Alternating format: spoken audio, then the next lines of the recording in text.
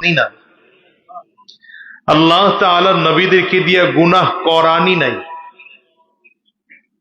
কেন করান নাই? কারণ হলো রাসূলুল্লাহ সাল্লাল্লাহু আলাইহি ওয়াসাল্লামের সিনাটাকে আল্লাহ তাআলা ফেরেশতার মাধ্যমে সিনা চাক করায়া, ওপেন হার্ট সার্জারি করায়া কলবটাকে এমন পরিষ্কার রাখছেন যে গুনাহ করার টেন্ডেন্সি নবীজির মধ্যে দেনই নাই। একদম ছোটবেলায় একবার নবীজির সিনা চাক হয়েছে, যখন নবীজি হালিমাতুস সাদিয়ার ঘরে লালিত পালিত হচ্ছিলেন। আবার সিনা চাক হয়েছে কোন সময়? যখন নবী মেরাজে গিয়েছেন। সিনা চাক হয়েছে যখন নবীজির কাছে ওয়াহি পাঠানো হয়েছে। এইভাবে আমার নবীকে আল্লাহ তাআলা সকল গুনাহ থেকে মাসুম রেখেছেন। আবার নবীজির হাতে হাত দিয়ে কালিমা পড়ে মুসলমান হওয়ার কারণে সাহাবায়ে কেরামদের অবস্থা কি ছিল? সাহাবায়ে কেরামও মাহফুজ ছিলেন, গুনাহ থেকে মাহফুজ। দুটার মধ্যে পার্থক্য আছে, এক হলো মাসুম আনিল মাসিয়া, আরেক হলো মাহফুজ আনিল মাসিয়া। দুইটার মধ্যে পার্থক্য আছে। কি পার্থক্য? নবীরা হলেন মাসুম আনিল মাসিয়া, তার মানে নবীরা কোনো গুনাহই করেন নাই। নবীরা কোনো গুনাহ করেন নাই, নবীদের কোনো গুনাহই নাই, নবুয়তির আগেও নাই, নবুয়তির পরেও নাই। আর সাহাবায়ে কেরাম মাহফুজ আনিল মাসিয়া, তার মানে সাহাবায়ে কেরামদের গুনাহ থেকে মুক্ত এই গ্যারান্টি নাই। দু চারজন সাহাবী হয়তো গুনাহ করে ফেলেছেন, কিন্তু কোন সাহাবীকে আল্লাহ তাআলা গুনাহ নিয়া জমিন থেকে বিদায় হইতে দেন নাই। অর্থাৎ জমিন থেকে বিদায় হওয়ার আগেই সব সাহাবীরা তওবা করে ঈমানদার হয়ে জমিন থেকে বিদায় হয়েছে। এটা আল্লাহ পাকের খাস রহমত ছিল। হযরত ইউসুফ আলাইহিস সালাতু ওয়াস সালামকে জুলাইখা 7টা দরজার মধ্যে তালা লাগাইয়া ভেতরে ঢুকিয়েছে। কয় দরজায় তালা? এটা আপনাগর আমাগর এই গ্রামের বাড়ির তালা না, আর দরজাও আমাগর মতো এই গ্রামের বাড়ির দরজা না। দরজাও ছিল ওই টাইপের, তালাও ওই টাইপের, যেটা মিশরের রাজ প্রাসাদের ছিল। যে অন্ধকার রুমের মধ্যে এত একা একই, এত নির্জন, যে ওখানে বসে গুনাহ করলে কেউ জানতো না। হযরত ইউসুফ আলাইহিস সালাতু ওয়াস সালাম সোজা উত্তর দিলেন, আমি গুনাহ থেকে বাঁচতে পারবো কি পারবো না জানি না, কিন্তু গুনাহ যে করব না এটা 100% আমি গুনাহ থেকে বেঁচে থাকার চেষ্টা করব। এই গুনাহ থেকে বেঁচে থাকার জন্য কি করলেন? দরজার মধ্যে তালা কিন্তু লাগানো, মনের নিয়ত গুনাহ করব না, এই নিয়ত করে রওনা করলেন দরজার দিকে। জুলাইখা পিছন থেকে থাবা দিয়ে ধরবে, চিন্তা করলেন যে দরজার কাছে গিয়াও তো লাভ নাই, খুলতেও তো আর পারবে না। তো আল্লাহ পাকের দয়ার মায়ার মোহাব্বত তো বেশি। আল্লাহ পাকের ওয়াদা, ওয়াল্লাযীনা জাহাদু ফীনা লানাহদিয়ান্নাহুম সুবুলানা, والذين جاهدوا فينا لنهدينهم سبلنا وإن الله لمع المحسنين।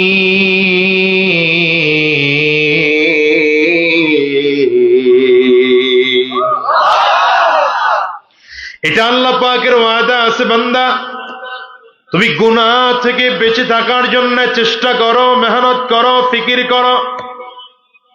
আমার পথে চলার জন্য চেষ্টা করো, মেহনত করো, ফিকির করো। তোমার সাধ্য আছে না নাই সেই ফিকির করার চিন্তা তোমার লাগবে না। আমি আল্লাহ শুধু তাকায় দেখব তুমি চেষ্টা করেছো কিনা। আমি আল্লাহ তোমার জন্য গুনাহ থেকে বের হওয়ার রাস্তা তৈরি করে দেব। ইউসুফ আলাইহিস সালাম দরজার মধ্যে হাত লাগাইছেন, একটা দরজা টাস করে খুলে গেল। জুলাইখা চিন্তা করলো এই দরজা মনে হয় আলগা লাগানো ছিল, এই জন্যই খুলে গেছে। মনে হয় তেমন শক্ত করে লাগানো হয় না, এই জন্য বুঝি খুলে গেছে। ইউসুফ আলাইহিস সালাম সামনের দিকে আবার আগায় তো দ্বিতীয় দরজা খুলে যায়, সামনে আগায় তৃতীয় দরজায় খুলে যায়, সামনে আগায় তো চতুর্থ দরজা খুলে যায়, সামনে আগায় তো পঞ্চম দরজা খুলে যায়, সামনে আগায় তো ষষ্ঠ দরজা খুলে যায়, সামনে আগায় তো সপ্তম দরজাও খুলে যায়। আল্লাহ বলেন, তোমার মধ্যে চেষ্টা ছিল, গুনাহ থেকে বাঁচানোর দায়িত্ব নিলাম আমি আল্লাহ। এই জন্য বান্দার কাজ হলো গুনাহ থেকে বেঁচে থাকার চেষ্টা করা। দেখেন আল্লাহ মানুষকে এমন করে বানাইছেন, চাইলে মানুষ গুনাহ করতেও পারে, গুনাহ থেকে বাঁচতেও পারে। চাইলে মানুষ গুনাহ, কথা কন না তো, চাইলে মানুষ গুনাহ করতেও পারে, গুনাহ থেকে বাঁচতেও পারে। আল্লাহ বানাইছেনই এমন। ফেরেশতাদেরকে আল্লাহ তাআলা সৃষ্টি করেছেন, ফেরেশতাদের মধ্যে গুনাহ করার শক্তি, গুনাহ করার স্বাদ, গুনাহ করার মজা ফেরেশতাদেরকে দিয়ে বানানি নাই। ফেরেশতারা গুনাহ করতে জানে? জানেই না। ফেরেশতারা গুনাহ করতেই জানে না, গুনাহের শক্তি ফেরেশতাদের মধ্যে নাই। এই মনোযোগ নাই আপনাদের? ফেরেশতাদের মধ্যে গুনাহের মজাই নাই, মজা বুঝে না, গুনাহের আনন্দ বুঝে না। ফেরেশতাদের মধ্যে গুনাহের শক্তিই নেই, কারণ যেই কারণে মানুষ অন্যায় করে গুনাহ করে ফেরেশতাদেরকে আল্লাহ তাআলা ওটা দেয়নি নাই। যেমন মানুষ রাগের কারণে গুনাহ করে। কিসের কারণে গুনাহ করে? সাধারণত অন্যায় করে, গুনাহ করে কিসের কারণে? রাগের কারণে। এই যে দেখেন নাই, ওসমান হাদিরে গুলি করলো, কেন গুলি করলো? গুলি করার কারণ হলো, তুই আমার আধিপত্যের বিরুদ্ধে কথা বলো, তাহলে তোরে দুনিয়ায় বাঁচায় রাখা যাবে না, তোরে তুমি জমিন থেকে শেষ করে দিতে হবে। কি ঠিক না বেঠিক? রাগ, আমার বিরুদ্ধে শক্তি হয়ে, শক্তিশালী হয়ে দাঁড়াও, আমি তোরে টাড়াইতে দেব না, বাঁচতেই দেব না, জমিন থেকে বিদায় করে দেব। কি কথা কন না কেন? ভিতরে রাগ ঢুকছে। তো মানুষ অন্যায় করে, রাগ করে, এই রাগের কারণে মানুষের গুনাহ হয়, রাগের কারণে অন্যায় হয়। ফেরেশতাদের মধ্যে রাগই নাই, ফেরেশতাদের মধ্যে মানুষ গুনাহ করে, অন্যায় করে লোভের কারণে। কিসের কারণে? লোভ।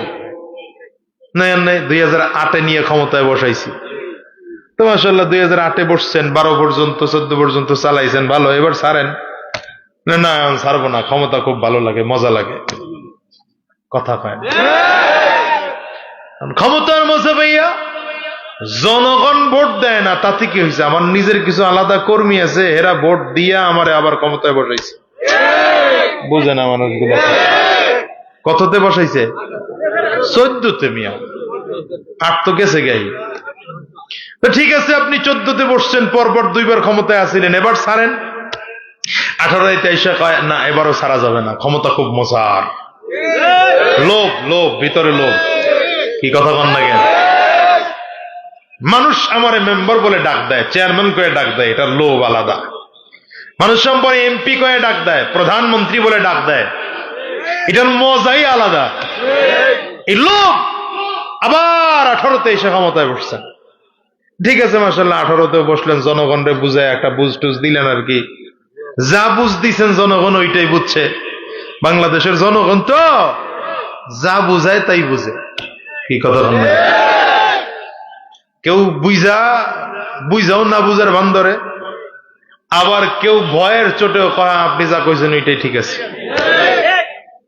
হইল 2024 এসে এখন ছাড়েন কয় না, এখনো ছাড়া যায় না, এটাও মজার। আমার কথা কয় না, এটা খুব মজার। 2024 এসে কর্মী বাহিনীও নাই, পুলিশ কয় আমরাও আর সাপোর্ট দিতে পারবো না, কারণ আগের বার সাপোর্ট দিছি তাহাজ্জুদের টাইমে আপনা করে হওয়ায় দিছি 2018-তে। এটারে কিন্তু রাজনীতির কথা মনে করেন না, এটা রাজনীতির কথা না, এটা ইমানের কথা, এটা সততার কথা, এটা রাজনীতির কথা না। আবার ধাক্কায় দুক্কায় এটা রাজনীতিতে নিয়ে না। আপনারা তো হুজুররা কথাই কইতে পারেন আপনার করছেন, খালি সব জায়গায় রাজনীতি খুঁজেন। হ্যাঁ, এগুলো রাজনীতি না। তো 2024 আসলেন ক্ষমতায়, সব বাদ দিয়া খালি ডিসি সাহেবরা ঘোষণা দেয়, ঠিক না বেঠিক? লোভে এমন ধরলো যে শেষ পর্যন্ত আমার ছাত্ররা স্কুল, কলেজ, ইউনিভার্সিটি আর মাদ্রাসার ক্লাস বন্ধ করে বৈষম্যের বিরোধিতা করতে গিয়ে রাজপথে নামতে বাধ্য হলো। আর পরিস্থিতি এমন হলো, দুপুরের খানা পাকাইছেন শখ করে, খাইয়া যাওয়ার সুযোগ হয় না। লোভ, তোমার কথা কয় না। লোভ, লোভ, লোভের কারণে সাপ্লাই হুজুর করে মারছেন, লোভের কারণে পিলখানায় আর্মি করে মারছেন, লোভের কারণে হত্যা করেছেন, গুম করেছেন, খুন করেছেন, হত্যা করেছেন, আলেমদের বিরুদ্ধে মামলা দিয়েছেন লোভের কারণে। অন্যায় করে না মানুষ লোভের জন্য? ফেরেশতাদের মধ্যে লোভও নাই, কথা হয় না। ফেরেশতাদের মধ্যে মানুষ গুনাহ করে, অন্যায় করে হিংসার কারণে। কিসের কারণে? দেখবেন হিংসা। আমার বাপের জমি আমি খাইতে পারি না, তুই খাবি কেন? কথা হয় না। এমন মামলা আপনাদের এলাকায় নাই? 5 বছর ধরে জমি নিয়ে মামলা চলতেছে। বাদীর খরচ হয়েছে 5 লাখ, বিবাদীর খরচ 7.5 লাখ। যেই জমি নিয়ে মামলা, জমির দাম মাত্র 2 লাখ। নাই? তা আমি আমার এলাকার কথা বলতেছি। 5 বছর ধরে মামলা চলতেছে, মামলা ছাড়বে না। কত খরচ হয়েছে? বাদীর 5, বিবাদীর 7.5 শেষ। জমির দাম কত? হিংসা। আমি খাইতে পারবো না, তোরেও খাইতে দেবো না। কেন? ওটা ভাবসাব না? তো মানুষ অন্যায় করে, গুনাহ করে লোভের কারণে। ফেরেশতাদের লোভ নাই। অন্যায় করে, গুনাহ করে হিংসার কারণে। ফেরেশতাদের হিংসা নাই। অন্যায় করে, গুনাহ করে মানুষ কিসের কারণে? হ্যাঁ, রাগের কারণে। ফেরেশতাদের রাগও নাই। অন্যায় করে মানুষ, গুনাহ করে যৌন চাহিদার কারণে। ফেরেশতাদের এটাও নাই। কিন্তু ফেরেশতাদের মধ্যে আল্লাহ তাআলা আলাদা দিয়েছেন আকল। ফেরেশতাদের মধ্যে কি আছে? জোরে বলেন, কি আছে? আবার জানোয়ারের দিকে তাকান। জানোয়ারের মধ্যে অপরাধ করার জন্য, গুনাহ করার জন্য যা যা দরকার সব আছে, কিন্তু আকল নাই। জানোয়ারের মধ্যে রাগ আছে না নাই? লোভ আছে না নাই? হিংসা আছে না নাই? যৌন চাহিদা আছে না নাই? কিন্তু জানোয়ারের মধ্যে কি নাই? এবার আল্লাহ আপনাকে আমাকে কেমন করে বানাইছেন? আল্লাহ আপনারে আমারে কেমন করে বানাইলেন? আপনার আমার মধ্যে, মানুষের মধ্যে জানোয়ারের চাহিদাও আছে, জানোয়ারের গুণও আছে। আরে ভাই, এটা নিচে নামাইলাম, আবার উঠে এলেন কেন?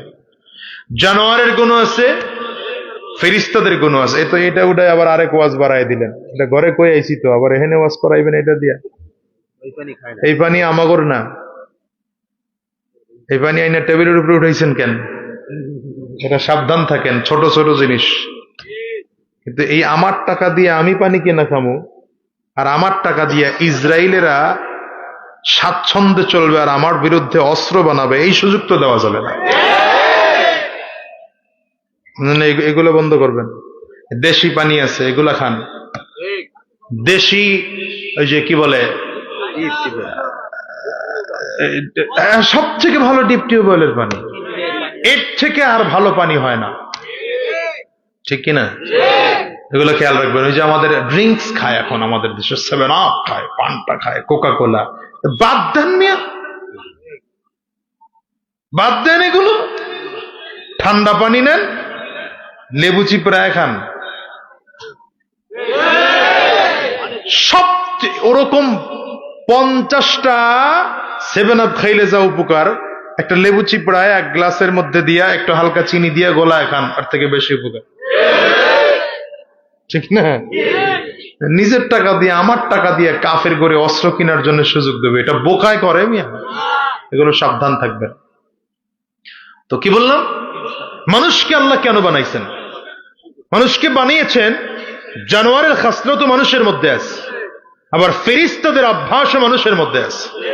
যেমন মানুষের মধ্যে রাগ আছে, এটা কার খাসলত? জানোয়ারের। বলেন কার খাসলত?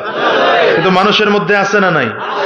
হিংসা, হ্যাঁ, লোভ, রাগ, যৌন চাহিদা সব মানুষের মধ্যে আছে।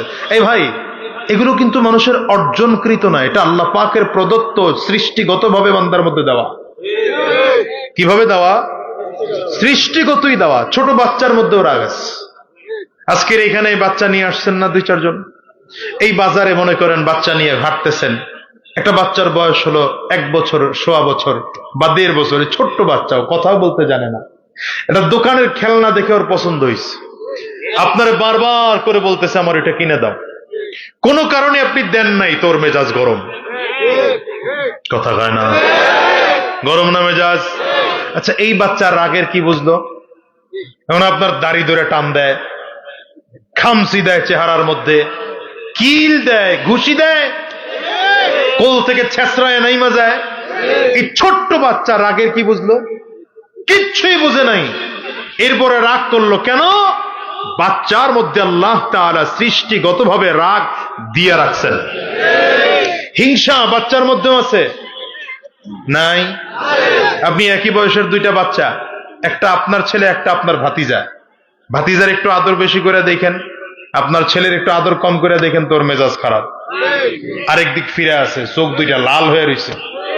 কি ঠিক না বেঠিক বলেন? কেন? কারণটা কি বলেন? আল্লাহ তাআলা সৃষ্টিগতভাবে ওর মধ্যে হিংসা দিয়ে রাখছেন। লোভ বাচ্চাদের মধ্যেও আছে, রাগ নিয়ন্ত্রণ করার জন্যে, আচরণ করার জন্যে আকল দিলাম, লোভ নিয়ন্ত্রণ করার জন্যে আকল দিলাম, যৌন চাহিদা নিয়ন্ত্রণ করার জন্যে। যদি নিজের আকল দিয়া তোমার খারাপ আখলাক গুলোকে নিয়ন্ত্রণ করতে পারো, তবে আমি আল্লাহ পাকের ঘোষণা, ওয়ালাকাদ কাররামনা বনি আদম, ওয়ালাকাদ কাররামনা বনি আদম, আমি আল্লাহ তাআলা ওই মানুষটার ব্যাপারে ঘোষণা দিলাম, এই মানুষটা দুনিয়ার সব থেকে দামি মানুষ, এই মানুষটা ফেরেশতার থেকেও দামি মানুষ। কিন্তু বান্দা, তোমার মধ্যে আকল আছে, রাগ নিয়ন্ত্রণ করতে পারো নাই, আকল আছে, হিংসা নিয়ন্ত্রণ করতে পারো নাই, আকল আছে, লোভ নিয়ন্ত্রণ করতে পারো নাই। নির্বাচন আসছে, পরে 500 টাকার নোট খায়া ডানের ভোট নিয়ে বামে ঢুকায় দিছো, লোভ সামলাইতে পারো নাই। কথা কয়? আমাদের দেশে তো এখন আবার কার্ডও দেখায়, কার্ড করাই দিব, ফালতু কথা, মিথ্যা কথা, মিথ্যা কথা। আর কার্ড হইলে তো খবর আমার কাছে আছে, আমি রানিং তো, এখনো পালাই নাই তো। কথা কয় না? এখনো রানিং। এলাকার বহু চেয়ারম্যান পালাইছে, আল্লাহ শুকুর এখনো আছি। লোভের কারণে, আমাদের দেশের লোভ বেশি মানুষের। কি কথা কন না কেন? যেহেতু সামনে নির্বাচন আসতেছে, 2টা কথা কয়া যাওয়াই লাগে, এটা ইমানি দায়িত্ব মনে করি, নৈতিক দায়িত্ব। 1 কাপ চায়ে যেন ডানের ভোট বামে না যায়। কি কথা কন না কেন? আমরাও যেমন, নেতাও তেমন। নেতা একজন এসে গায়ে রংচা খায় যা, 1 কাপ রংচা খাওয়াই দেয়, মনে রাখিস। আরে কি কন মিয়া, 1 কাপ রংচা খাওয়াইছেন আপনি আমারে, ভোট তো আপনারই দিব মিয়া। ওয়াদা কমপ্লিট, চা কতটুক। বিকেলবেলা আরেকজন এসে দুধ চা খায় যা, বেটা দুধ চা খাওয়া কিরে মনে থাকবো তো? আরে কি কোন মিয়া, এই এলাকায় আপনার মতো লোক আছে নাকি? ভোট দিলে তো আপনারই দিব। এই যুবক, বইতে হইব, দ্রুত। সন্ধ্যার পরে আরেকজন এসে খায়, দিকে বেটা একটা রসগোল্লা খা।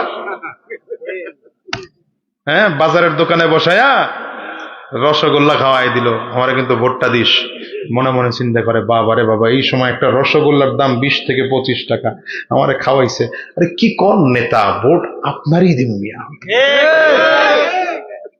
রাত্র 9টা বাজে আরেকজন কাই দিকে বেটা এক কাপ ওই যে দুধ দিয়ে উপরে উঠায় না সর, হ্যাঁ কি কয়, এক গ্লাস মালাই খাইয়া যা, চিনি দিয়ে মালাই গোলাইয়া দিছে, খাওয়াইয়া নেতা কয় ভোট কিন্তু আমার। কি কন, আমার ভোট, আমার বউয়েরটা, আমার পোলারটা, আমার মাইয়ারটা, শ্বশুর শাশুড়ি সব আপনার। রাত্র 12টার পরে নির্বাচনের আগের দিন 500 টাকার নোট নিয়ে গেছে, ধর আগামীকাল নির্বাচনে গিয়া ভোট কিন্তু আমার দেশ। আরে মিয়া 500 টাকার নোট দিছেন, ভোট আপনারে দিব না আমার বাপেরে দিব? মানুষ একজন, ভোট দিছে কয়জন রে? এটা হলো আমাদের দেশের চরিত্র, এটা এই দেশের মানুষের চরিত্র। এই জন্য আমাদের দেশের নেতাগুলো ভালো হয় না। আমরা জনগণ যদি ভালো হইতাম, নেতা অটোমেটিক ভালো হয়ে যাইত। বলে ঠিক না? ঠিক জোরে বলে। এই জন্য বলি 500 টাকার 1000 টাকার লোভে চোর, বাটপার, চিটার, বদমাশ, সুদখোর, ঘুষখোর, পরের ছবি দখলকারী, পরের দোকান দখলকারীকে ক্ষমতার চেয়ারে বসানো যাবে না। সৎ, যোগ্য, আদর্শবান, আল্লাহর মানুষকে ক্ষমতার চেয়ারে বসাতে হবে, ক্ষমতার চেয়ারে বসাতে হবে। হাত তুলে বলো। মনে থাকে যেন, এটা মনে থাকে যেন। হ্যাঁ, আমি কোন দলের পক্ষে কইছি? কোন দলের ভোট দিতে কইছি? আপনি মুসলমান, আপনার সমর্থন ইসলামের পক্ষে থাকতেই হবে। তবে আশার বাণী শোনা যায়, আগামীর বাংলাদেশ কিন্তু ইসলামের। আপনারা ঠিক আসতে বললেও এটাই ঠিক, আগামীর বাংলাদেশ কিন্তু ইসলামের বাংলাদেশ। আগামীর বাংলাদেশ কিন্তু কোরআন সুন্নাহর বাংলাদেশ। আগামীর বাংলাদেশ কিন্তু উলামায়ে কেরামদের বাংলাদেশ। আগামীর বাংলাদেশ দাড়িওয়ালা, টুপিওয়ালা, জুব্বাওয়ালাদের বাংলাদেশ। আগামীর বাংলাদেশ মজলুম জনগোষ্ঠীর বাংলাদেশ। এই জন্য আপনারা তৈয়ার আছেন কিনা বলে? যদি আবার ডাক আসে, আবার রাজপথে নামবেন তো? রক্ত দেওয়া লাগলে তৈয়ার আছেন তো? যদি জীবন দিতে হয়, কারা কারা তৈয়ার আছে? আল্লাহ কবুল করুন, আল্লাহ কবুল করুন। জোরে কন আমি, এটা পাওয়ার কমে কেন? আরো জোরে বলেন। মানুষের মধ্যে হিংসা আছে, রাগ আছে, লোভ আছে, যৌন চাহিদা আছে। আল্লাহ বলেন আকল দিলাম এটা নিয়ন্ত্রণ করার জন্য। আকল দিছেন কেন? বলেন বলেন, আকল দিছেন কেন? বারবার বলাইতেছি, ধরো দিলের মধ্যে গাথে কথাটা। আকল কেন দিছেন? নিয়ন্ত্রণ করার জন্য। আল্লাহ বলেন যদি নিয়ন্ত্রণ করতে পারো তাহলে দামি, আর যদি নিয়ন্ত্রণ করতে না পারো, উলাইকা কাল আনআম, উলাইকা কাল আনআম বাল হুম আযাল, উলাইকা হুমুল গাফিলুন।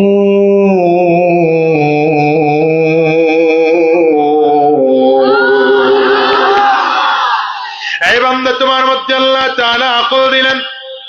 আল্লাহ বলেন নিজের রাগ, হিংসা, লোভ, খারাপ আখলাক গুলোকে যদি নিজের আকল দিয়ে নিয়ন্ত্রণ করতে না পারো, আল্লাহ তাআলা বলেন তাইলে তোমার অবস্থা দুনিয়ার গাধার মতো, শিয়ালের মতো, শুয়োরের মতো, গরুর মতো, ছাগলের মতো, কাল আনআম। আল্লাহ বলেন শুধু এদের মতই নয়, বাল হুম আযাল, গাধার চেয়েও তোমার অবস্থা নিকৃষ্ট।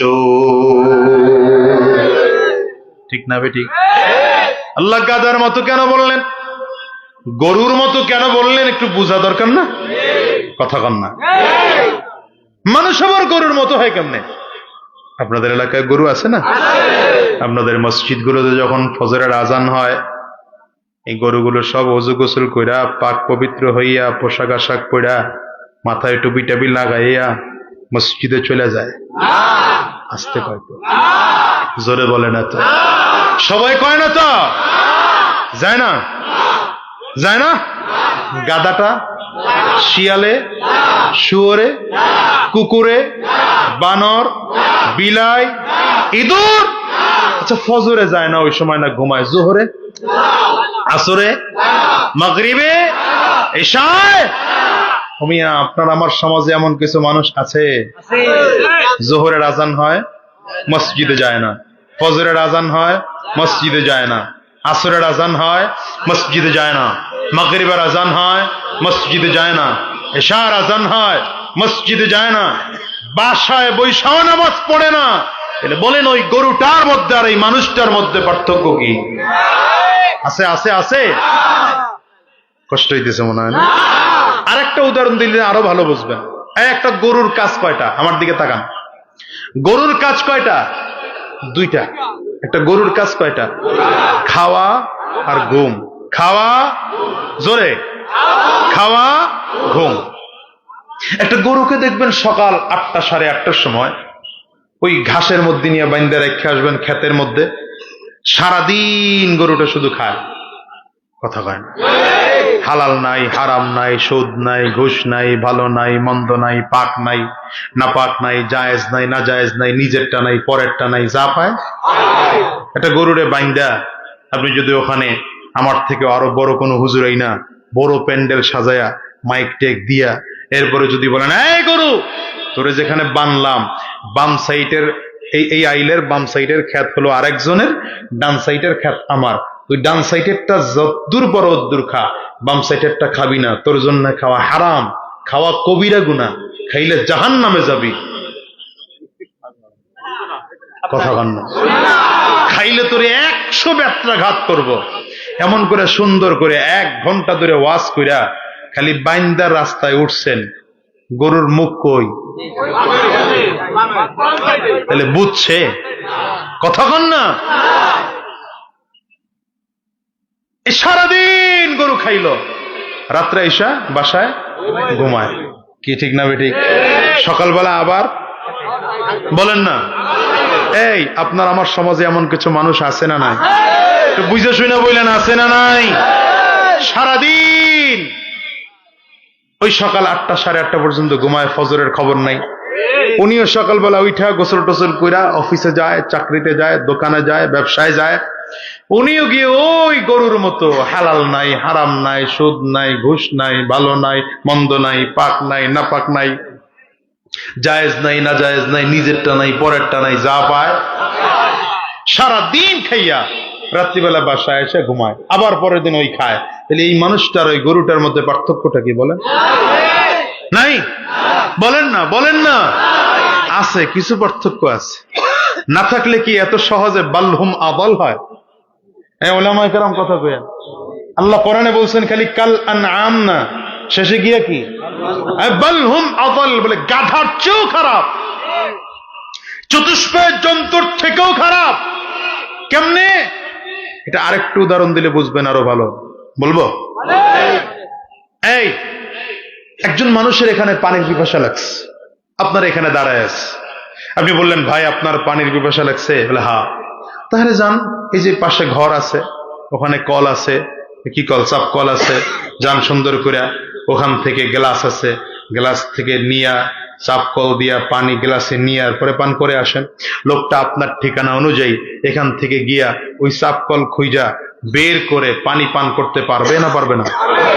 তো একটা গরু এখানে দাঁড়ায় আছে প্রচন্ড রোদের মধ্যে, গরুটা পানির পিপাসায় হাহাকার করতেছে। আপনি যদি গরুরে বলেন, এই বেটা গরু এনে দাঁড়ায় রইছিস কেন? তোর জন্য ওই সারির মধ্যে খৈল দিয়া, ভুসি দিয়া, লবণ দিয়া, ভাতের ফ্যান দিয়া সুন্দর করে শরবত বানায়া বাড়ির পিছনে রেখা দিয়ে আসছি, গিয়া খাইয়ায়, গরুটা যাবে না? কেন যাবে না বলেন না? পার্থক্য কোন জায়গায়? তাহলে গরুর মধ্যে আকল নাই, এই জন্য গরু বুঝে না। মানুষের কাজ যদি আকল থাকার পরেও তার কাজ যদি গরুর মতো আকলহীন হয়, মানুষের মধ্যে জ্ঞান থাকার পরেও তার কাজ যদি জ্ঞানহীন ছাগলের মতো হয়, মানুষের মধ্যে আকল থাকার পরেও তার কাজ যদি আকলহীন জ্ঞানহীন গাধার মতো হয়, আল্লাহ বলেন ওটা গরু না, গাধা না, ছাগল না, তার থেকেও নিকৃষ্ট। ঠিক কিনা বলেন? এখন আল্লাহ তাআলা বলেন, গোলাম তাহলে তুমি দামি মানুষ হইতে হইলে কি করা লাগবে?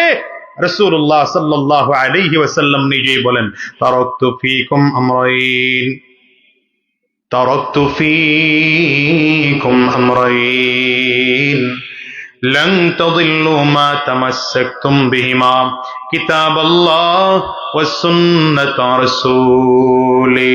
পয়গম্বর বলেন, দুনিয়ার মানুষেরা, আমি নবী জমিন থেকে বিদায় হয়ে যাব, আমি নবী চিরজীবন জমিনের মধ্যে থাকব না, তবে আমি নবী চলে যাওয়ার পরে দুটো জিনিস তোমাদের মাঝে রেখে গেলাম। এক নম্বর আল্লাহ পাকের কোরআন, দ্বিতীয় নম্বর আমি নবীর সুন্নাহ। এই দুইটা জিনিসকে যদি মজবুত করে আঁকড়িয়ে ধরে রাখতে পারো, জিন্দেগিতে কোনোদিন পথভ্রষ্ট হবে না। আমাদের ব্যক্তিগত জীবন, সামাজিক জীবন, রাজনৈতিক জীবন, পারিবারিক জীবন, সমস্ত জায়গায় আল্লাহর কোরআন ও নবীর সুন্নাহ অনুযায়ী চালাতে হবে। ঠিক না বেঠিক? জোরে আওয়াজ করে বলে। একজন গোটা মানুষের গোটা জিন্দেগির পাঠ হলো চারটা। বলেন কয়টা? জোরে বলেন, আওয়াজ করে জোরে বলেন। এক নম্বর দিক হলো ব্যক্তিগত জীবন। বলেন, মুখস্থ করেন, মুখস্থ করেন। আমাদের দেশের মানুষ বুঝেই না জীবন কি জিনিস। এক নম্বর পাঠ কি? আবার বলেন। দ্বিতীয় নম্বর পাঠ পারিবারিক জীবন। বলেন, আবার বলেন। তিন নম্বর পাঠ সামাজিক জীবন। বলেন না। চার নম্বর পাঠ রাজনৈতিক জীবন। ঠিক না বেঠিক? বলেন। রাষ্ট্রীয় জীবন বা রাজনৈতিক জীবন যেটাই বলেন, ব্যক্তিগত জীবন, পারিবারিক জীবন, সামাজিক জীবন, রাষ্ট্রীয় জীবন, এই চারো জায়গায় ইসলাম লাগবে।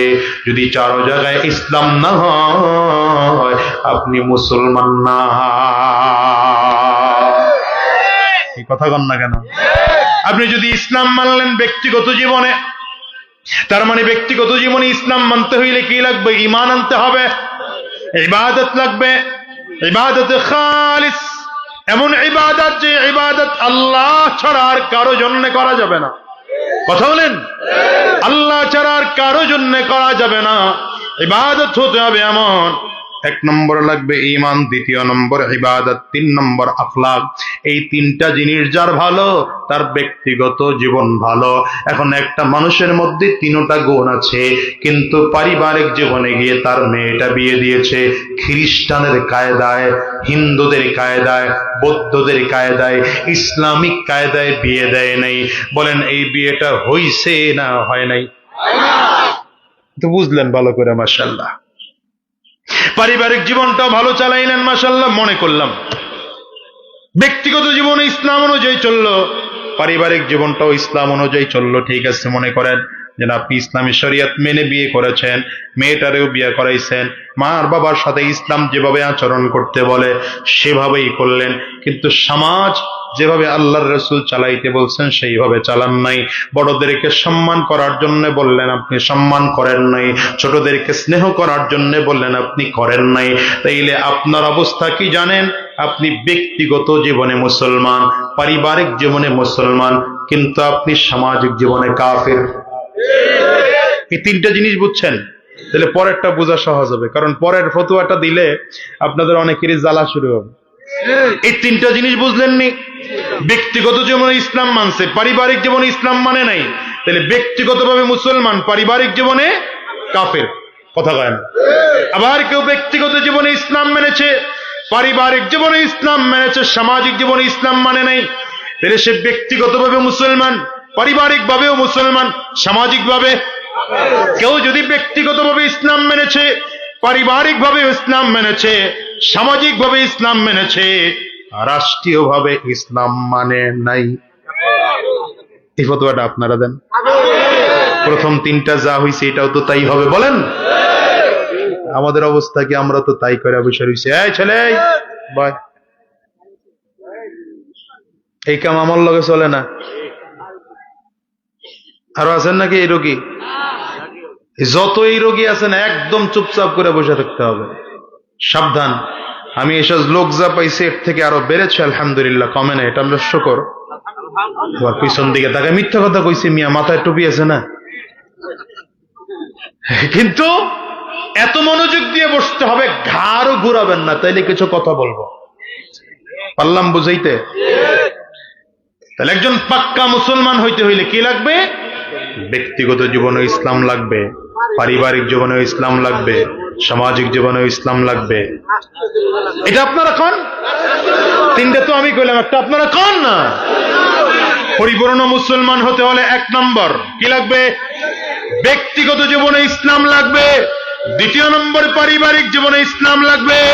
3 নম্বর সামাজিক জীবনে ইসলাম লাগবে। 4 নম্বর রাষ্ট্রীয় জীবনে ইসলাম লাগবে। 4টা দিক যারা ইসলাম অনুযায়ী চলেছে সে সত্যিকার মুসলমান, ঠিক না? হ্যাঁ, দুনিয়ার মুসলমান। এই কথাটা বোঝার পরে আরেক কথা বলি, আপনি ব্যক্তিগত জীবনে ইসলাম মানবেন, কাফের মুশরিকরা আপনার বিরুদ্ধে লাগবে না। আপনি পারিবারিক জীবনে ইসলাম মানবেন, কাফের মুশরিকরা আপনার বিরোধিতা করবে না। কিন্তু যখনই আপনি সামাজিক জীবনে ইসলাম মানতে যাবেন, কিছু কাফের কিছু মুশরিক আপনার বিরোধিতা শুরু করবে। আর যখন রাষ্ট্রীয়ভাবে ইসলাম পালন করতে যাবে, তো সব কাফেরগুলো আপনার বিরুদ্ধে চক্রান্ত শুরু করবে। জোরে বলেন ঠিক কিনা? হ্যাঁ, এটার নামই তো ইসলাম মিয়া। নবীজি সাল্লাল্লাহু আলাইহি ওয়াসাল্লাম ব্যক্তিগত জীবন যতদিন ইসলাম পালন করেছেন কোনো অসুবিধা নাই। কিন্তু আমার নবী যখন বললেন এখন ব্যক্তিগত জীবন নয়, পারিবারিক জীবনে ইসলাম মানা লাগবে, আমার নবীর শত্রু কিছুটা আনন্দ হয়ে গেল। এখন আমার নবী যখন বললেন মক্কার গোটা সমাজে ইসলাম প্রতিষ্ঠা করতে হবে, মক্কার কাফের মুশরিকগুলো আমার নবীর বিরোধিতা শুরু করলো। ইসলামের 6 বছর বয়স হয়ে গেল, আমার নবীর এমন বিরোধিতা করেছে, কাফের মুশরিকরা বলে মুহাম্মদের সাথে কথা বলাটাও দণ্ডনীয় অপরাধ, সালাম দিলে সালামের জবাব নেওয়াটাও দণ্ডনীয় অপরাধ। এমনকি মক্কার বাহিরের কোন মানুষ যদি মক্কায় এসে মুহাম্মদের খোঁজ খুঁজতে চায়, এর সাথে কথা বলাটাও দণ্ডনীয় অপরাধ। চিল্লায় জোরে বলেন নাউযুবিল্লাহ। মক্কার কথা বলতেছি। 40 বছর আমার নবী অনেক দামি নবী। মক্কার কাফিররা বলছে সাদিক, মাসদুক, আমিন। আমার নবী বিশ্বাসী, আমার নবী সত্যবাদী, অনেক ভালো। কিন্তু যখনই বলেছেন কোরআন দিয়ে রাষ্ট্র চালাইতে হবে, আমার নবী তখন আর ভালো না। আমার কথা বলেন না কোনো ঠিক না বেঠিক? এই দুনিয়ার সব হুজুরেরাই ভালো, আপনার মসজিদের ইমাম সাহেব ভালো কতদিন? যতদিন সুদের বিরুদ্ধে ওয়াজ করে না, যতদিন ঘুষের বিরুদ্ধে ওয়াজ করে না, ঠিক না বেঠিক? জোরে বলো। এই দেশের হুজুররা অনেক ভালো কতদিন? বলে যতদিন আমার মন অনুযায়ী ফতোয়া দেয়। পীর সাহেব ভালো কতদিন? যতদিন পীর সাহেব আমার দলের পক্ষে ফতোয়া মারে। কিন্তু যখন ইমাম সাহেব বলে রাষ্ট্রও চালাইতে হবে ইসলাম দিয়া, যখন পীর সাহেব বলে রাষ্ট্রও চালাইতে হবে ইসলাম দিয়া, তখন আমাদের মতো কিছু মানুষ বলে পীর সাহেব মানুষ কেন আবার রাজনীতি করবে? আমি বলে মিয়া সাবধান, রাজনীতি করার অধিকার একমাত্র আলেমদের আছে, সোরার বাটপারের না। হাত তুলে চিল্লায় বলো, হাত উঁচা করে বলো, ঠিক কিনা আওয়াজ করে বলো। রাজনীতি করবে কারা? ভালো মানুষেরা, যারা চোর না, যারা ডাকাত না, যারা বাটপার না, তারা তো ওলামায়ে কেরাম, ঠিক না? ঠিক জোরে বলেন। রাগ করলেন? অসুবিধা হয়? এই জন্য আলেমদের সাথে থাকার দরকার আছে না নাই? আরো জোরে বলেন, দরকার আছে না নাই? হ্যাঁ মুসলমান শোনো, মরণ যদি আসে কোনো অসুবিধা নাই, কারণ মুসলমান এমন মরণকে মরণ বলে না, শাহাদাত বলে। আবু সাইদ মরেছে, কেউ তারে মরণ বলে না, বলে না আবু সাইদ মরেছে, বলে আবু সাইদ শহীদ হয়ে গেছে। কথা কয় না? মুগ্ধ মরে গেছে, কেউ বলে না মুগ্ধ মরেছে, সবাই বলে মুগ্ধ শহীদ। আরে আমাদের নলসিটির সন্তান ওসমান হাদি জমিন থেকে বিদায় হয়ে গেল, কেউ বলে না ওসমান হাদি মরেছে, সবাই বলে ওসমান হাদি শহীদ হয়ে গেছে। ঠিক তেমন করেই মুসলমান নবীজির সাহাবায়ে কেরাম উহুদের ময়দানে জমিন থেকে বিদায় হয়ে গেলেন। আল্লাহ বলেন লা তাকুলু লিমান ইউকতালু ফি সাবিলিল্লাহি আমওয়াতা বাল আহইয়াউ ওয়ালাকিন লা তাশউরুন। উহুদের ময়দানে যে সকল সাহাবায়ে কেরাম জমিন থেকে বিদায় হয়ে গেলেন, বদরের ময়দানে যে সকল সাহাবায়ে কেরাম জমিন থেকে বিদায় হয়ে গেলেন, আল্লাহ বলেন এরা মরে নাই, মরে নাই, মরে নাই, বরঞ্চ এরা জমিন থেকে বিদায় নিয়ে যাওয়ার পরে আমি আল্লাহর কাছে এরা জীবিত।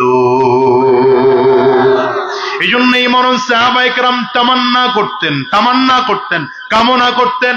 আমিও সেদিন ঢাকাতে বলেছি, শোনো, মনে করতে পারো এক হাদির বুকে গুলি লাগিয়েছ, মনে করতে পারো মুসলমানরা মরণ রে ভয় পায়, না না, তোমরা যেটারে মরণ বলো আমরা সেটারে শাহাদাত বলি।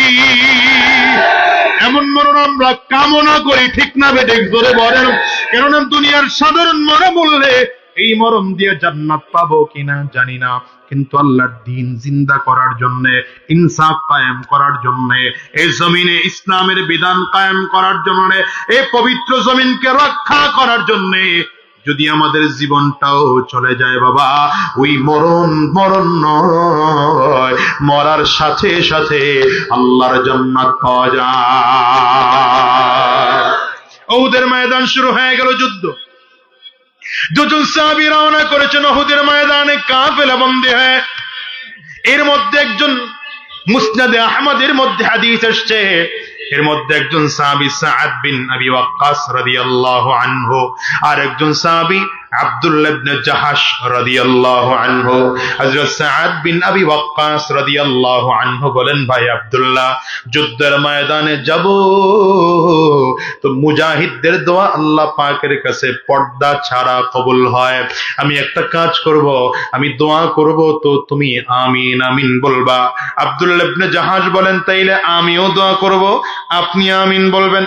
এক মুজাহিদ দোয়া করে, আরেক মুজাহিদ আমিন বলে, এই দোয়া না কবুল না হয়ে পারে?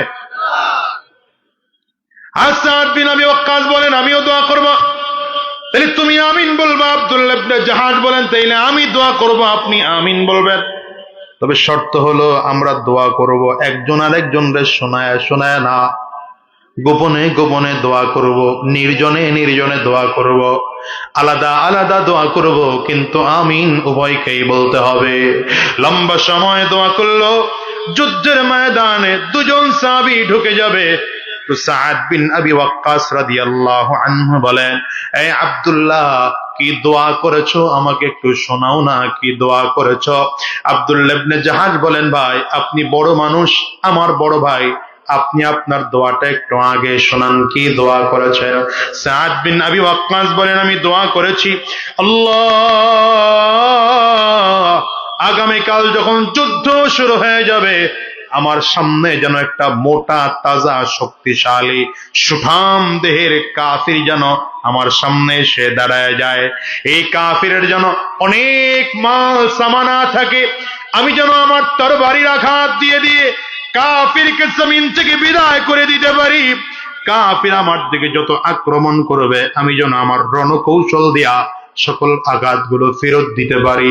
এক পর্যায়ে আমি যেন এই কাফিরটারে মেরে মেরে মেরে মেরে তরবারের আঘাত করে জমিন থেকে বিদায় করে জাহান্নামে পাঠায়া দিতে পারি।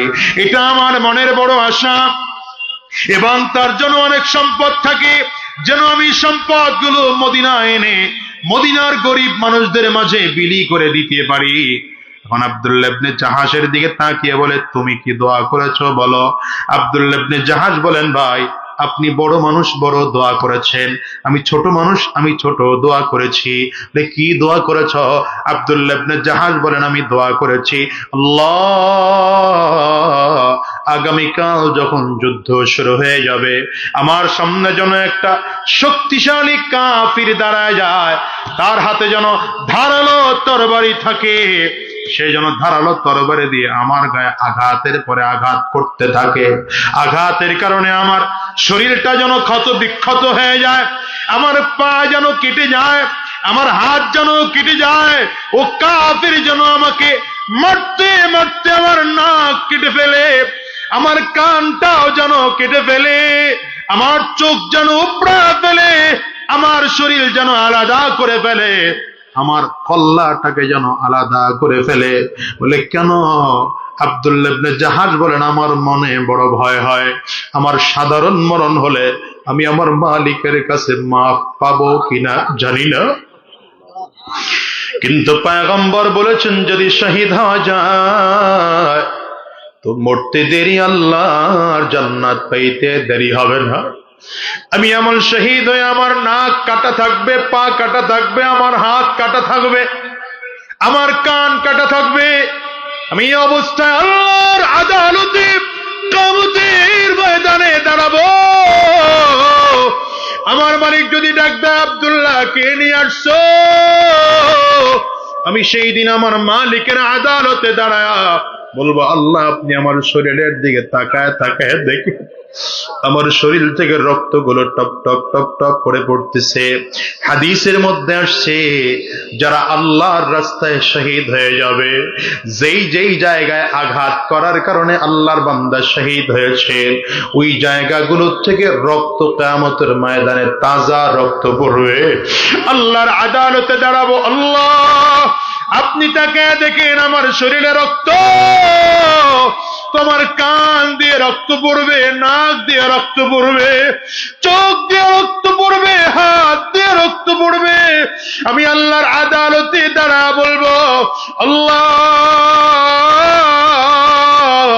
আপনি আমার দিকে তাকায় তাকায় দেখেন না, কাফির আমাকে মেরেছে, কাফির আমারে মেরেছে, আমার হাত কেটে দিয়েছে, আমি ইসলামের জন্য ময়দান ছাড়ি নাই, আমার পা কেটে দিয়েছে, যুদ্ধের ময়দান আমি ছাড়ি নাই, আল্লাহ আমার কান কেটে দিয়েছে, যুদ্ধের ময়দান আমি ছাড়ি নাই, নাক কেটে দিয়েছে, আমি যুদ্ধের ময়দান ছাড়ি নাই, আমার জিহ্বাটারে কেটে ফেলেছে, আমি যুদ্ধের ময়দান ছাড়ি নাই। হযরত সাদ বিন আবি ওয়াক্কাস রাদিয়াল্লাহু আনহু বলেন, আমি যুদ্ধ শেষ হয়ে যাওয়ার পরে পুরো উহুদের ময়দান খুঁজলাম, আমার ভাই আব্দুল্লাহ ইবনে জাহাশের লাশটা কোথায়? কারণ মুজাহিদদের দোয়া তো আল্লাহ পাকের কাছে কবুল হয়ে যায়। আমি যেমন দোয়া করেছিলাম আল্লাহ তাআলা আমার তেমন আমার সামনে বড় কাফির এনে দিয়েছে, তো আমার ভাই আব্দুল্লাহর খবর কি? বলে আমি গিয়ে দেখলাম আব্দুল্লাহর লাশটা টুকরা করে করে করে করে 70টা টুকরা করেছে। সাদ বিন আবি ওয়াক্কাস দাঁড়ায় কান্না করেন আর বলেন আফসোস, কেন আমি এমন দোয়াটা করলাম না, কেন আমি এমন দোয়া করতে পারলাম না। যদি আমি আল্লাহর কাছে দোয়া করতাম আল্লাহ আমার এমন মরণ দাও, তাইলে আমার মালিক তো আমার জন্য এমন শাহাদাতি মৃত্যু নির্ধারণ করে রাখতেন। যুবক, কলিজার টুকরা যুবক রে, তোমাদেরকেও বলে যাই, কয়দিন জমিনে বেঁচে থাকবা বলো, এই দুনিয়ার হায়াতের পেছনে পড়ে মালিক রে ভুলে যাও না।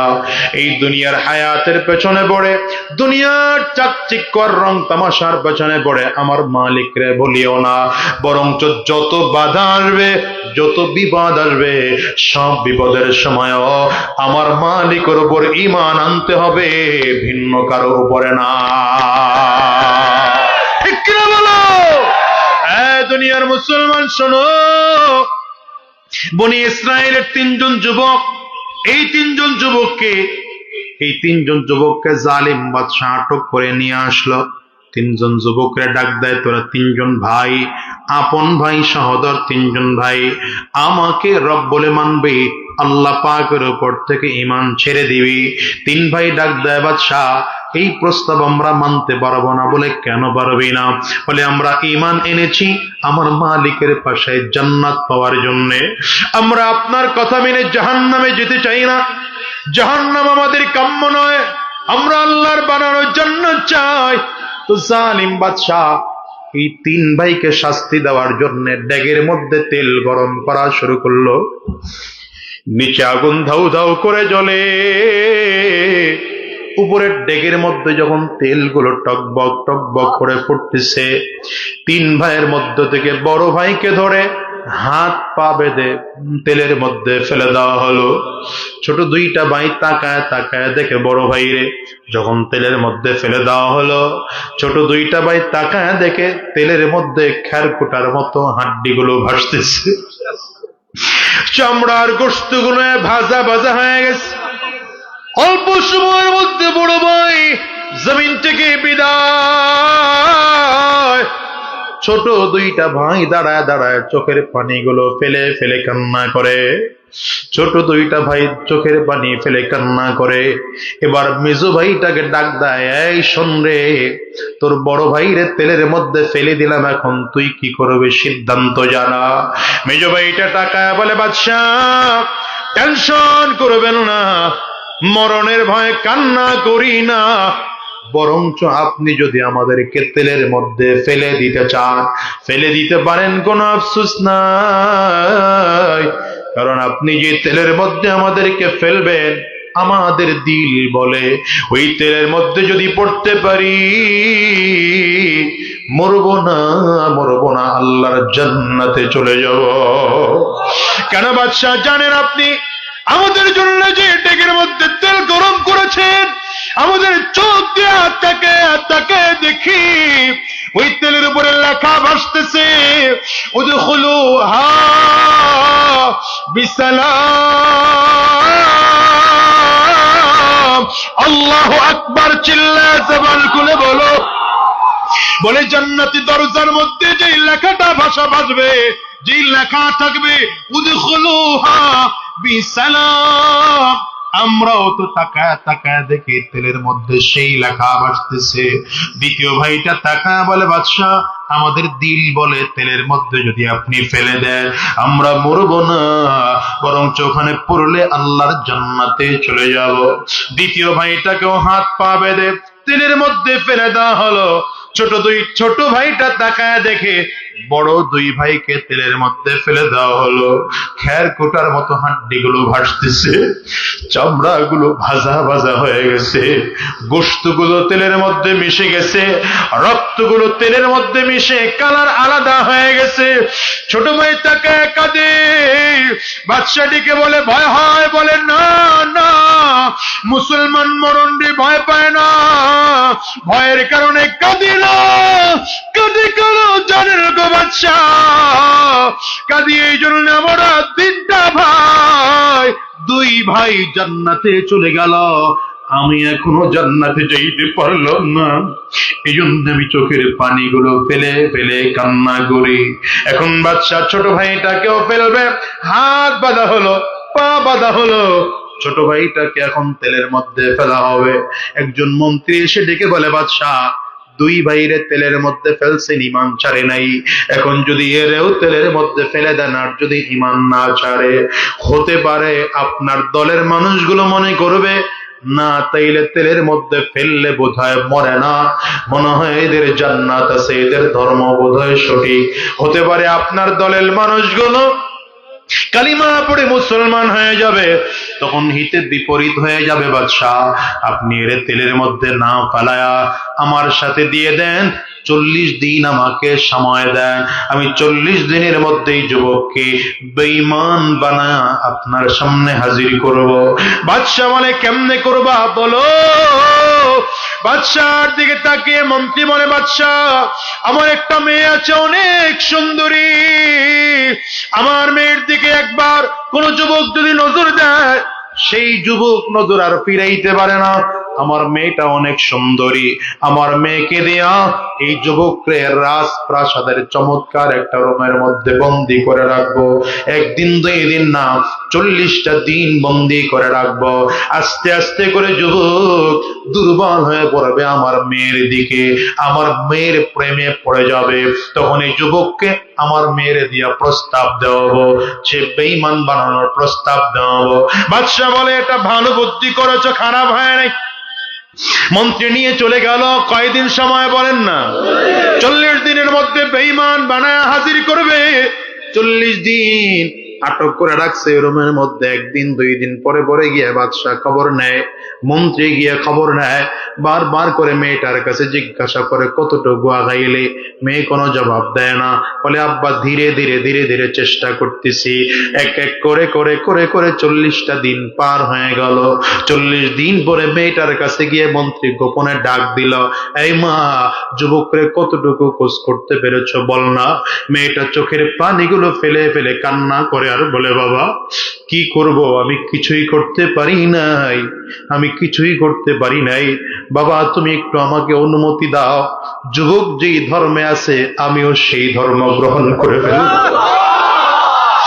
মন্ত্রী ডেকে বলে, মা সাবধান, কি হয়েছে বল। বলে, বাবা 40টা দিন আমি যুবকের সাথে ছিলাম, 40 দিনের মধ্যে যুবকের সাথে আমি অনেক রং করেছি, বাহানা করেছি, তামাশা করেছি, একটা বারের জন্য যুবক নজর দিয়ে আমার দিকে তাকায় নাই। কলিজার টুকরা যুবক, আজকের ময়দানটাতে যারা হাজির তাদেরকে বলবো, যারা ধীরে ধীরে গুনাহের মধ্যে ডুবে আছো, মেসেঞ্জারের মধ্যে গুনাহ করো, হোয়াটসঅ্যাপের মাধ্যমে গুনাহ করো, তাদেরকে বলি, ভাই তুমিও যেমন যুবক, আমি এই যুবকের কথাও তোমাকে শোনায়া যাই।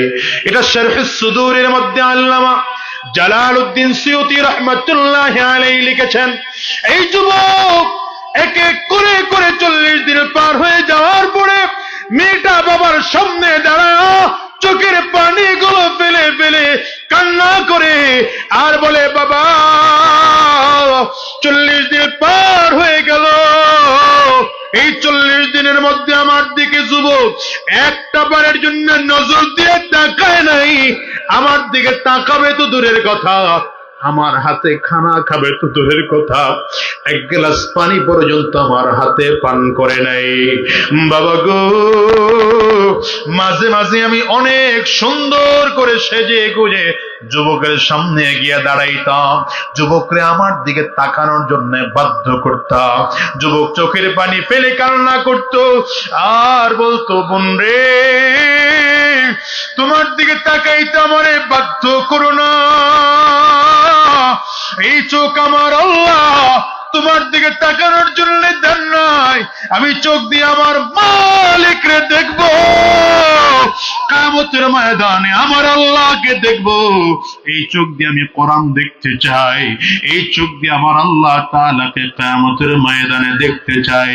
যুবক বারবার করে বলে, বাবা এই যুবককে আমি আমার দিকে ফিরাইতে পারি নাই, বড় আশ্চর্যের ব্যাপার, আমার খানা তো সে খায় নাই, কিন্তু আমি যখন ঘুমাইতে যাইতাম ঘুম থেকে উঠলেই দেখতাম যুবকটা সাজদায় পড়ে আছে, আর যুবকের যায় নামাজের 4টা দিক আনকমন কিছু ফল ফুল দিয়ে ভরা আছে। আমি যুবকরে ডাক দিতাম, যুবক এই ফল কোথায় পাও? যুবক বলতো, এই চমৎকার ফল আমার আল্লাহ তাআলা জান্নাত থেকে ফেরেশতা দিয়ে আমার কাছে পাঠায়। মেয়েটা কান্না করে আর বলে, বাবা যুবকের এই পরিস্থিতি দেখে আমারও তো মনে হচ্ছে আমি কালিমা পড়ে মুসলমান হয়ে যাব। মন্ত্রী ডেকে বলে, থাম, সাবধান, এই কথা যদি বাদশাহ জেনে ফেলে তাইলে তোরে মারবে, আমাকেও জমিন থেকে বিদায় করে ফেলবে, এটা করা যাবে না, চল না, আরো কিছুদিন সময় বাড়ায় নিয়ে আসতে হবে। বাদশার সামনে গিয়া ডাক দেয়, বাদশাহ যুবকের 2টা ভাই জমিন থেকে বিদায় হয়ে গেল, এই যুবকের 2 ভাইয়ের করুণ মৃত্যু দেখে যুবকের ব্রেন নষ্ট হয়ে গেছে, এখন সে ছেলেও চিনে না, মেয়েও চিনে না, আপনি আরো কিছুদিন সময় বাড়ায় দেন, অবশ্যই তাকে বেঈমান বানায়া হাজির করতে পারবো। এ দুনিয়ার মুসলমান শোনো, বাড়ায়া সময় যখন নিয়ে আসছে, মন্ত্রী এখন নিজের মধ্যে হিসাব করলো, রাজপ্রাসাদে রাখলে চলবে না, আমার বাড়িতে নিয়ে যেতে হবে। মন্ত্রী তার বাড়ি নিয়ে গেল, দরজা বন্ধ করে দিল, রাতের বেলায় তাকায় দেখে যুবক যায় নামাজ বিছায় নামাজে দাঁড়ায় আছে, কখনো রুকু করে কখনো সাজদা দেয়, 2 রাকাত নামাজ শেষ করে হাত তুলেছে আর বলে, মালিক আয় আল্লাহ, 40টা দিন আমার এই গুনাহের পরিবেশের মধ্যে আমারে রেখেছ, এই 40 দিনের মধ্যে আমারে দিয়ে যেমন করে গুনাহ করাও না, কিন্তু আগে আগে আমার দুইটা ভাইয়ের জান্নাতে নিয়ে গেছো।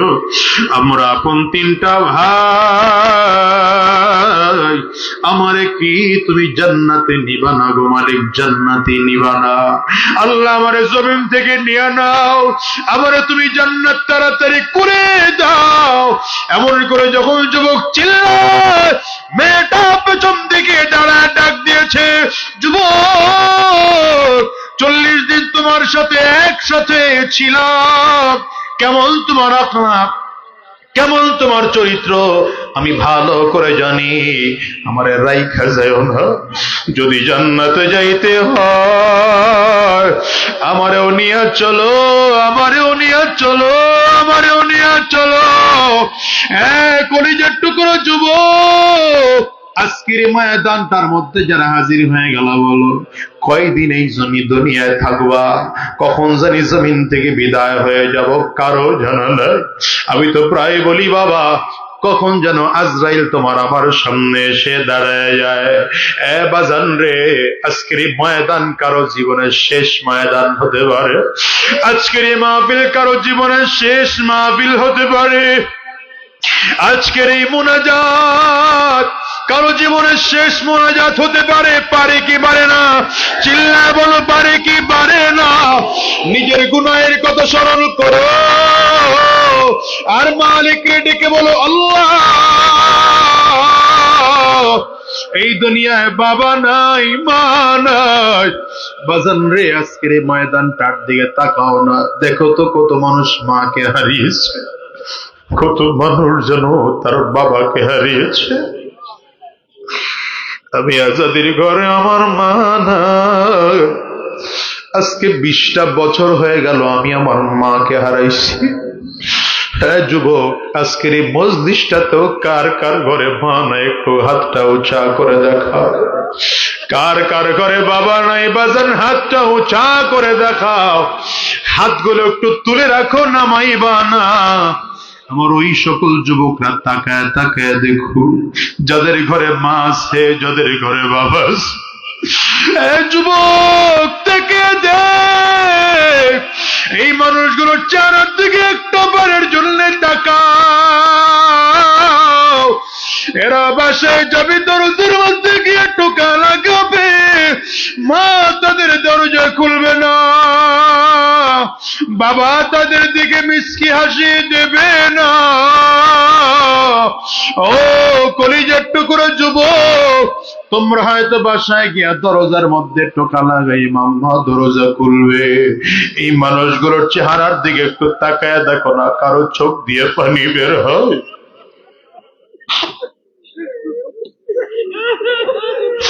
কারো চক্ষু দুইটা লাল, কারো চোখের কোটায় পানি।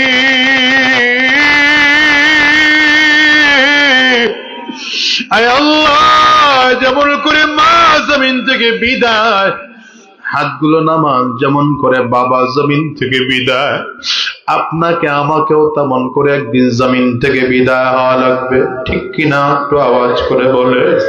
এ বাজান, এই দুনিয়ায় কেউ থাকতে পারে নাই, আপনি আর আমিও থাকতে পারবো না।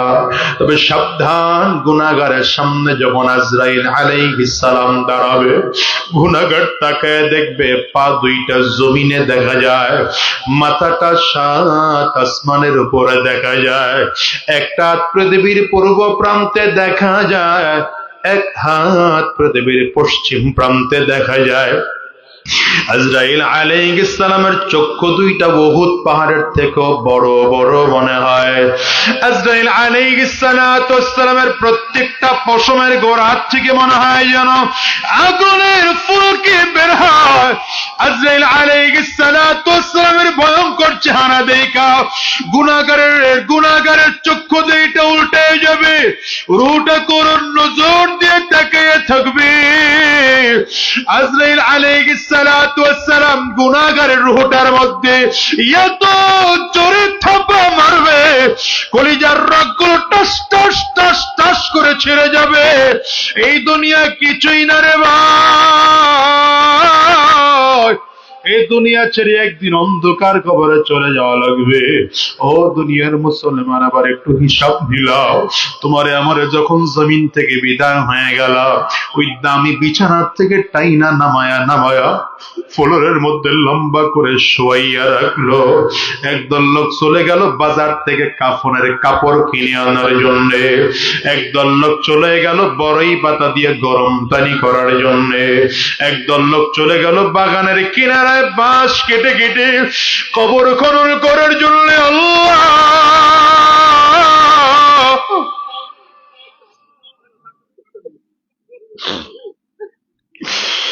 একদল লোক চলে গেল মশারি টানায় বাগানের কিনারায় গোসল রেডি করার জন্য। আরে কত জায়গায় এলান হয়, অমুকের ছেলে অমুক নাই, এক এক করে করে সুন্দর করে গোসল করাইয়া ওই মসজিদের খাটিয়াটাই না তোমারে আমারে খাটিয়ার মধ্যে শোয়াইয়া 3টা কাপড় দিয়ে জনমের তরে প্যাকেট করবে।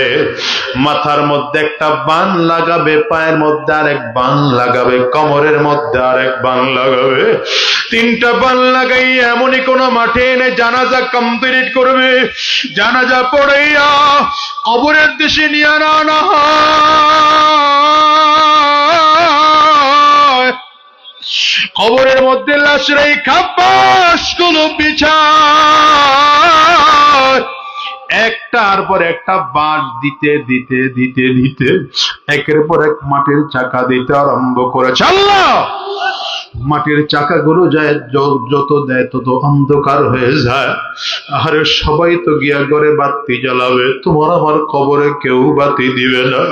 ওই জন্য কবর বারবার করে ডাক দেয়, আনা বাইতুল জুলমা, আনা বাইতুল ওয়াহদা, আনা বাইতুত তুরাব।